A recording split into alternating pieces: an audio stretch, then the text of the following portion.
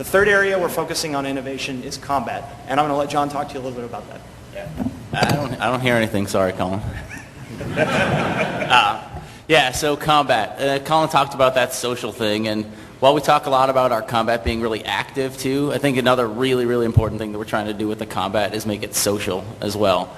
And I don't know about everyone else, but I'm pretty tired of looking for groups. I'm pretty tired of homing projectiles, shooting at me, not being able to dodge out of the way, and all that stuff. And I think I'm pretty tired of clicking on red bars, watching red bars go up and down, and pressing buttons and pressing 1 1 1 1 1 1 1 1 1 2 1 1 2 1 1 3 1 1 1 1 2.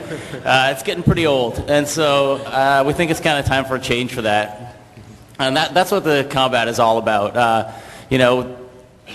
There are different things that players need out of combat, and one thing that you want is players to be able to interact with each other, to have a role in combat, and to matter. And for a long time, that role has meant I'm either a healer, I'm a tank, or I'm a DPS, and that's all I can do. In fact, in Guild Wars 2, everyone can do all those things, and we expect you to do all of them within a single fight sometimes, and certainly as you're going through the game. And that is not the role that you play. The role that you play is how you do it, and not what you do. The distinction is, look at our professions, the Guardian. He's all about controlling area. He's about laying things down, making people move out of places, controlling the ground, taking over the areas of the battlefield. The Thief, on the other hand, is the exact opposite of that. He's making you turn around, look. He's moving in, moving out. And it's a much more interesting thing to deal with making a profession choice and who you bring based on their play style and based on who you want to play with and not who you have to play with. We don't want to make sure that people are playing with their friends. If you have 5 friends and you guys all want to play warriors, then you should all be able to play warriors. It shouldn't really matter. It doesn't matter if you have 5 warriors or 5 guardians. The game is about playing with people who you want to play with. So the same thing with that. We talk a lot about the dodging and the active combat. It's one of those subtle things that, actually, even at work, we haven't really figured out how it all works yet. The whole shooting a projectile and guys getting in the way. You don't really realize what that means until you've played the game for a few months and you start thinking about, I'm fighting these 2 creatures and I'm shooting that. I'm actually not shooting the guy in the back. This guy in front of me is in my way. These bullets are hitting him. I have to move out of the way. I have to actually do something to do what I want to do in combat. And it takes a while. I mean, you've all seen the YouTube videos. It takes a while for people to learn that. They're kind of stuck in their ways and standing around shooting. And once you start to get used to the game, you realize just how different all that stuff is. And I think we have the Thief videos here that we can kind of give you a nice idea of what that means. This stuff is all in-game. This isn't fake. It's not some sort of rendered thing. This is what the game plays like, especially once you know what you're doing. So.